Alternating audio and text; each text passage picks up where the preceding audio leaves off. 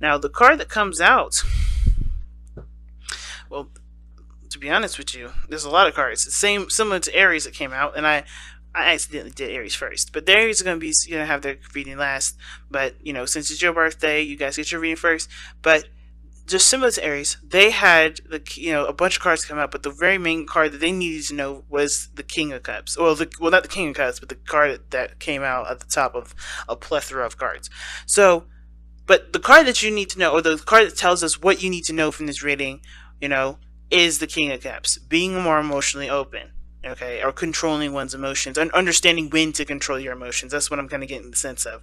Because when it's important to know when to control those things, but not to overly control them. Because I think, Taurus, you had a tendency, especially last year, before Uranus, well, definitely before and after Uranus went into your sign, there's been a lot of ups and downs regarding your emotions, and it's been hard to figure out when it's acceptable to burst out and be your emotional self, and then when not to. But then at the same time, I kind of get the sense for a lot of y'all, it's really when to bust out and be yourself, when to express those emotions, when to let people know, let people in, and be vulnerable, and when is being vulnerable a sign of strength and not weakness. It's always a sign of strength, in my opinion. It's never a sign of weakness. However, when it's, of course, when it is used in a way that disempowers you, and it's not necessarily the appropriate time, like say for someone that's mourning or something like that. When you start bursting your emotions out in a very self-righteous way, and it's not really in the place of someone else's, then is it really a powerful moment for you and the other person, or is it disempowering and taking away from the situation? You know what I'm saying? So of course, right, understanding the balance and the need of when to express yourself. And you got Seven of Wands coming out of this. That's telling me that says a lot. Says a lot to me. Not taking shit, but mostly not allowing yourself to be, abused in a very emotional way. Because you guys may be ignoring your emotions or try to hold those things down, but there's sometimes where your emotions will help you stand up for yourself. So let's go ahead and see. All right, so what you guys need to know is King of Cups, rather. Why is the King of Cups coming up for this? Like, why do they need to know the King of Cups? Gosh, you guys got a lot of cards coming out, but you guys have two: the Ten of Cups, and the Ace of Wands. I have a new passion for for desired happiness. For either a family, for some of you guys. Maybe you guys want to start having kids. Maybe you guys want to have, start rebuilding a family relationship.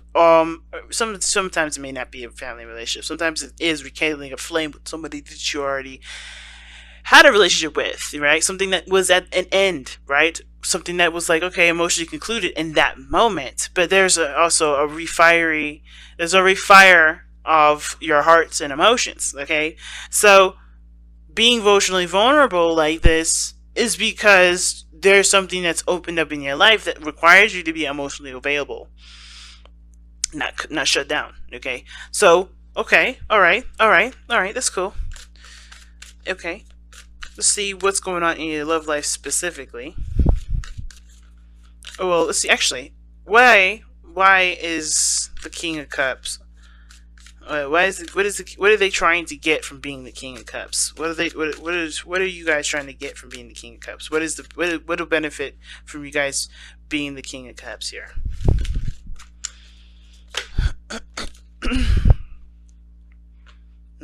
Two of Swords. Okay, like I was saying before, making the hard decision between being emotionally available and when not to be emotionally available, when to be logical and detached.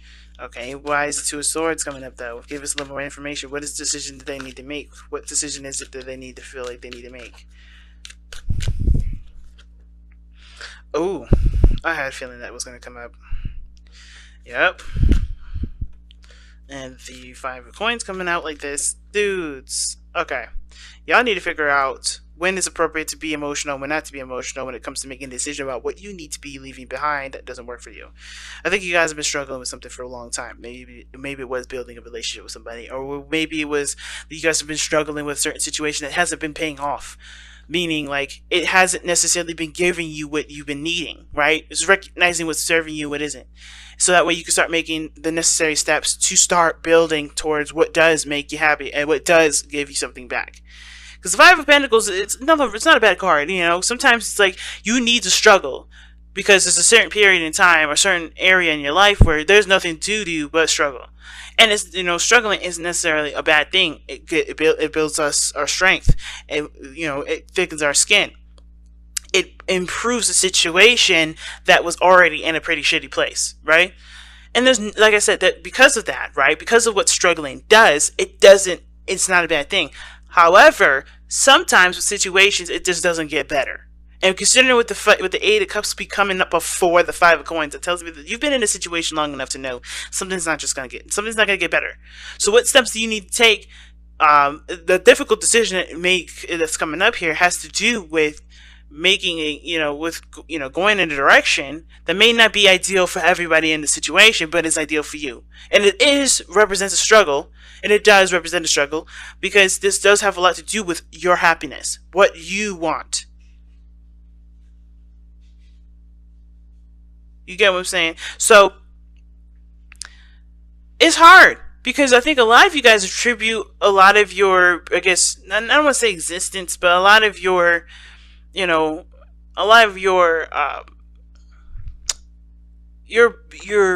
moral code to consistency, stability. But I feel like that has been sacrificed. What you had to sacrifice was your emotional stability, emotional, well-being, what you want. A lot of that, that is the biggest sacrifice. What you want, because I feel like for a lot of you guys, what's most important for you guys has been to make sure that everyone else is stable, everyone else is good. This is about you now. This is about where you can feel safe, where you can be emotionally vulnerable, who accepts you and who doesn't, and what areas need to be let go of, what areas need to be left behind in order for you to achieve that happiness. But also, I feel like it's actually to bring back your fire. Because some of you guys may have let that fire die. Because maybe if you guys like, well, you know what? My responsibilities are way more important. Way more important than what makes me happy. And now you're in that conflict because you have something that's right in front of you that you want. And now you're kind of torn between two areas. Like, okay, this is what I want, but this is what I've been doing for a long time. Do I continue to struggle and continue to go down this path where I know I'm not going to be happy? Because obviously, no matter what you've done, it still has ended up a certain way. Or am I going to, put myself in the situation to get to where I want, but end up sacrificing what I've been holding down for some time now that has already been struggling to keep up? It's very weird that that's interesting to me, because, this reading already is giving me vibes of empowerment. Like, you guys are ready to start going after what it is that you want because you realize that other people are never going to appreciate what you want until you start doing it, right? I feel like a lot of you guys are like, okay, in order for me to be happy, I have to start going down that direction. I start to treat myself that I'm important. I have to treat myself like I treat everybody else. No longer allowing other people, okay, to dictate where your life is going to go. You have to start making that breakaway. You gotta start, no longer blurring the lines of emotional needs and responsibility and start separating the two, right? And which one is the most important to you? Right, that's the hard part. Now, I think a lot of this, I have a feeling here too that a lot of you guys are looking for a universal truth here. Like, which is the best option to go? Should I go for my heart or should I go for what I'm responsible for? Fortunately, because it's not unfortunate that you have to make this decision on your own. The problem that everybody has is that, the scarier option is usually the best option, but they always go for the safest option, which never gets them and never helps them go in the direction that they need to go. You have to start taking risks. You have to start doing things that make you uncomfortable for the temporary, but end up making you happy for the long term. And what does that mean? That means putting yourself first. That doesn't mean you become inconsiderate and selfish in the sense of not looking at what other people need, or not looking in the sense of like, stepping all over people's toes just to get what you want, but mostly like consider yourself so you can be more considerate of others. Not this sense like I'm saying, like, I think you guys have always been very considerate. I think you guys have been overly considerate, but the problem here has to do with you not considering yourself, putting other people's needs first, and therefore just not being all around wholesome. You know what I'm saying? So I'm gonna go ahead and, like, how is this affecting your love life, y'all? How does this affect your love life? Oh, you got two cards with this again. The Six of Swords came up first, and then the Four of Swords. How is affecting your love life? How this King of Swords, King of Cups is affecting your love life right now? Well, it's keeping you from moving on. I think you guys are stuck in a paradox. Like it's a disaster. Like it's a constant thing that it's a constant state of inactivity. I think you had a lot of time to think on it, the Four of Swords, but how this is affecting your love life here is not moving forward. Oh, well, excuse me, how you haven't been, how the focus, I think the focus for some of you guys that haven't been really looking at what you guys want, it hasn't been going nowhere. For those of you that have been, focusing on what you want, you're starting to be able to move forward. You're starting to see different horizons, right? You're starting to recognize that there are other things out there better than the situation that you've been putting up with. Whether this is abusive relationship, regarding with whoever, right? This could be with your current partner. This could be in regards to family, because the Ten of Cups is a family card too. So I don't know if you guys have been having a really unhealthy relationships with family, and your obligation to to meet those needs or meet that expectation of what your family put on you has no longer been is no longer it's not healthy for you. It's not making you feel good about yourself, right? And therefore it impacts your relationships. It either makes you leave them prematurely, or makes you, or you may feel like you move on, or you have to leave that behind because ultimately, that's not what your family wanted. But you hung up on that. You're hung up on whatever you left on because you weren't finished with it. Or maybe there's a certain area in which you do want to move forward in, but it's been hard to do it because, there's a lot to consider regarding what that will mean for you and people that you attribute to being in your family. You got a lot of fire, and this has to do with what makes you happy. With the people that truly want to support you and make you happy. I feel like the biggest thing is realizing who has your back, who truly is supporting you. And filtering out the network of support and the real network of support, and not just kind of taking anybody's face, taking anybody by their title. If that makes sense. Really seeing how they affect you emotionally and attributing to that towards, where you go or how you continue to entertain this person in your life, or entertain the people in your life, entertain the flow and the treatment and so forth. But most importantly, it's about putting yourself and your needs and your desires first, especially if you haven't been. Now, for some of you guys, because I'm trying to read this a different way here, because this story may not resonate with everybody. But for some of you guys, the reason why the King of Cups is coming up for you guys has to do with perhaps being more emotionally available for partner, or being more emotionally attuned to what you need. Or maybe this has to do with healing yourself from a situation that ended in the past and getting your fire back. Because perhaps you've been in a very subdued state for a long time. I mean, you've been numb. You've gotten yourself to a place where you've been numbed up. Because every time I see the King of Cups, I'm like, all right, is somebody letting the air flow, or letting that river flow? And I was talking to a Taurus about what breaking means, what breaking someone, what that definition means, and how that happens in so many different ways. You heal by busting through the blockages that come up through the passage of your life, right? We always create little stoppers in our flow, or the flow of our chi, usually because that is what either society wants. That's how we were taught. That's what showed us to be more stable and more consistent, and keep us from feeling pain. But that also keeps us from feeling passion. Sometimes those blocks keep us from feeling passion. Those blocks are not healthy boundaries that help us to create the burning fire that creates so much beautiful things. And you have that. You have the fire. But what is it blocking that power? And what does breaking mean? Breaking doesn't have to be an aggressive standpoint.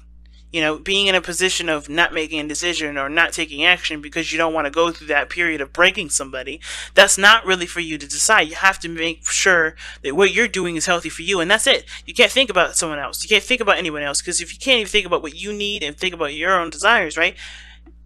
How are you in any position to be able to make sure or figure out what's best for someone else? right? So you have to make a decision, even if that does break the other person. And that break doesn't have to be aggressive as hell, right? That break can be graceful, it could be sweet, it could be gentle. But you have to show, but really breaking is, to break, like I said to the Taurus that I'm referencing, is the river, is breaking the dam that keeps the river from flowing. What isn't making your river flow? What dam is stopping you from being able to achieve what you want? What things do you have to move on from? What things do you have to move on from that's put you in a state of of numbness? And it could be something that's difficult to express, or difficult to to go through. Some of you guys, this has to do with moving on from something that did mean something really astronomical, a part of your life, and it's finding a new meaning. Because I think with the Six of Swords, in my opinion, it's finding a new meaning for life. It's finding a new meaning in who you are. It's no longer letting the past or the old way of living predict or to dictate what will be your drive, will be your force. It's truly now 100% on you. And that's the hard part, because you've always had to either fight with somebody or get to a certain place where you guys can get to some sort of understanding, but it would never happen. Something that was left unresolved, and it has to be left unresolved because that person either is, or that the people are unnegotiable. They can't, nothing, someone that can't be reasoned with, or they're not there to be able to come to that conclusion anymore. And that's the hard part, because if you guys have had people that have passed, because I know some Taurians and that have lost some people recently. It's going to be hard if you guys have some beef and you guys have never been able to reconcile that. But you have to figure out a way to reconcile that sort of indifference, so that way you can find the fire again, right? And that may be that you don't, come to a conclusion that you guys can stand up to level playing fields with. You may have to just accept that things have just wasn't the way that it could be, in the eyes that you had, in the eyes of success that you had at that time. But it doesn't infringe on the future successes that you have in the later on. It doesn't infringe on what you may want now for yourself, because the blockages that you had before are no longer there. And I'm not saying the person that you may have lost was a blockage. I'm saying that whatever you felt was that you felt contributed to the blockage of being able to have a successful relationship with that person will not be the blockage for the future relationships, or the future areas in your life where you can have that success. The person was never necessarily the problem. The problem between you and the person was the problem. What was that issue? Identifying it, and sometimes it's big. The biggest thing about this reading is making peace, so that way you can heal and be able to move forward. It's so intricate, this reading. So let me get a little bit of information. Well, let me get the last card here. What is the overall outcome for the reading here? What is the overall outcome for Taurus in this reading, in regards to what they need to know?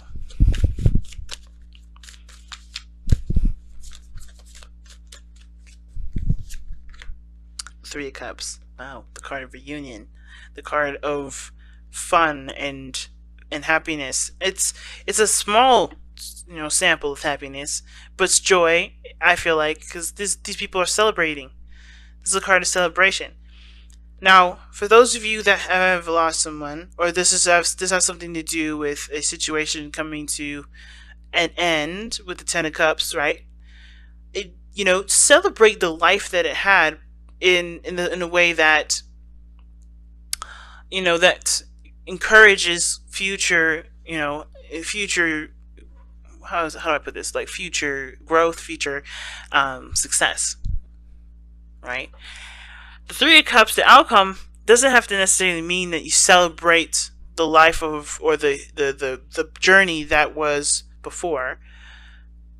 But I feel like it's, the Three of Cups talks about, you connecting with people of like minds, connecting with people that are like very similar to you, that are becoming more awake to what they need and what they want, and being aware that they have the power to make those things happen.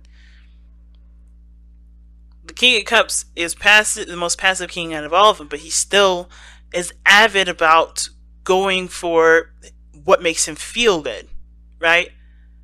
He'll always put himself in a position in which he feels the best. And I feel like with 3 cups coming up like this, I feel like you're going, connecting with people that are, that are similar to you will help you to figure out what your best decision is regarding either leaving something behind, like the 8 of Cups is saying, or, figuring out what you're no longer interested in putting up with. Figuring out through the situation that you've been through already, figuring out what is your tolerance level, figuring out what your new boundaries are, and you either start making progress in relationships that have been struggling for a while, and really, putting in either a college try, which I don't believe you guys haven't been, but like figuring out figuring out if something serves you and what doesn't, and start making progress in what areas that do benefit you and what do serve you. No longer putting effort in something that doesn't. Follow the moon. Okay, trust your intuition. That's the card that comes out. The King of Cups is very good with that too. He's very intuitive. Very intuitive. Not just no. And the reason why and how he's intuitive is by looking at his emotions and looking at what he wants and looking at how he feels in every moment, in every situation. He's on top of his emotions. He doesn't let them get the best of him, and he does not let them. He doesn't hold them back either. Is knowing the importance of of the flow, understanding the flow. Okay, and I feel like the moon is never. I would say this too, guys, because I think the biggest thing that you guys are gonna have to face right now for the next 8 years is that you're gonna be facing the moon a lot, and it's a really weird.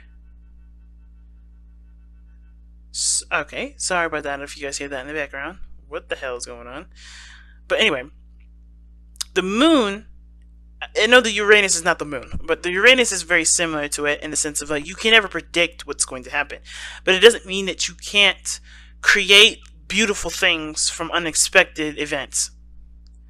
You can't be graceful in an unexpected event. That doesn't mean any of that. You can be all those things. You can do the best that you can. You can grow in astronomical ways. You could be successful. And you don't even, because you took advantage of a situation. You could be successful because you are prepared to handle unexpected things. By being more in tune with yourself. By being more in tune with your environment, by putting yourself in a situation that that no matter whatever comes, you can be prepared to handle it in the best way possible because you are in tune to your needs, to your spirituality, to that area that needs the most support. It needs the most patience and the most and the most care, which is your heart. The more you're compassionate with your emotions, and the less you start trying to push it into a box or let it explode in all kinds of different areas, the better the unknown seems to be. Because you're more in the focus on the present, and whatever happens in the present and happens in the now, you can, you'll be more confident in being able to handle versus an unstable area of emotional chaos, right? Because whatever you suppress, whatever you let go crazy, how are you going to know how to handle it properly if you don't focus on centering yourself and focus on what your true needs are versus just kind of saying, no, this emotion isn't needed, or no, I have, or oh my God, this is important to me, or this is something that I have to, kind of explode on. It's a balance of both.